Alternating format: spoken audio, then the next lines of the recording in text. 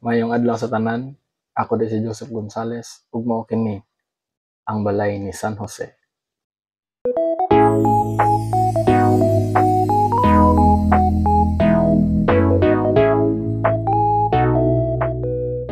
Karong adlaw atong basahon ang Ebanghelyo sa January 2, 2025. Mao kini ang Ebanghelyo sumala ni San Juan. Sumayaon ikaw. Kini ang gisulat ni Juan diha nga ang mga Hudiyo nagpadalag mga pari ug lebeta pagpangutana kinsa ka. Gisulti niya ang tinuod mitubag siya dili ako ang Mesiyas. Nangutana sila kinsa di ay ka? Si Elias? Dili mitubag siya. Ikaw ba ang mga propeta? Dili mitubag siya pag-usab. Unya mingon sila, tug-ani mig kinsa ka aron may ikatubag mi sa nagpadala namo. Unsay kasultin nimo sa imong kaugalingon? Mitubag si Juan, ginamit ang mga pulong ni propeta Isaias. Ako ang nagsinggit sa kamingawan, tul-ira ang dalan sa Ginoo. Ipadala ang mga presyo, busa nangutana sila dugang ni Juan. Nganong namunyag ka man kung dili ka pa ang Mesiyas ni si Elias niyang propeta? Mitubag si Juan, ibunyagan tamo sa tubig, apan may nagbarog diha ninyo nga wala mo makaila.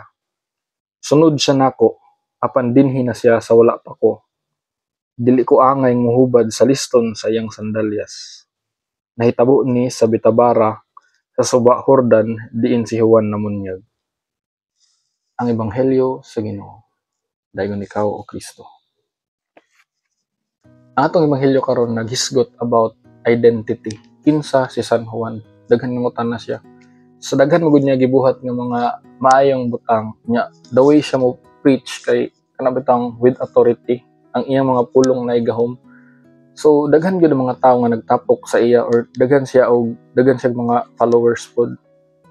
Nya tungod niini ang mga Hudiyo kay nagkuan nga naghunahuna kung kinsa gyud siya. So nagpadala sila kuan mga mensahero papangutana kung kinsa siya. Apan si Juan kabalo siya sa iyang identity kung kinsa gyud siya. Unya diha sa iyang mga gibuhat nga mga dagkong mga butang, mismo siya wala ni angkon nga siya ang Mesiyas. I mean wala niya giangkon ba nga ako ang Mesiyas. Iya tong gi-deny nga dili gid ako ang Mesiyas.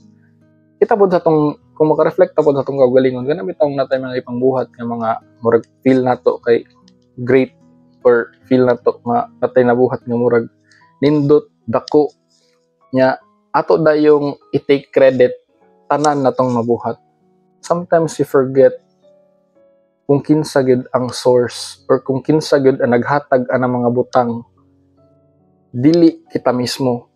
Oo, kita ang nahimong instrumento, but the source of it all is dili kita, ang Ginoo. Si Saint John, iya nang nahibaw-an o iya nang gidawat sa iyang kasing-kasing nga kaning tanan akong gibuhat dili ni para sa ako, para ni sa Ginoo. Siya nag-ingon, ako ang nagsinggit sa kamingawan, tul-ira ang dalan sa Ginoo. Nag-ingon si San Juan ini kay kabalo siya kung unsa gid ang iyang purpose. He knows his purpose. He knows his identity. And he knows kung kinsa gyud ang source. Sa ato mong kinabuhi, for all the accomplishments that we've done, all the achievements that we have, sometimes we take credit of it all and we forget that the main source is God. Dili nato kaya kung walay Ginoo. Usahay makalimot na kay ako ug ako ra gyud ni. Nindot ang tanan pamalandungan sa tong Ebanghelyo karon nga kining tanan nga nahitabo sa tong kinabuhi, kining tanan nga atong na-achieve or na-accomplish, it's not just because of us.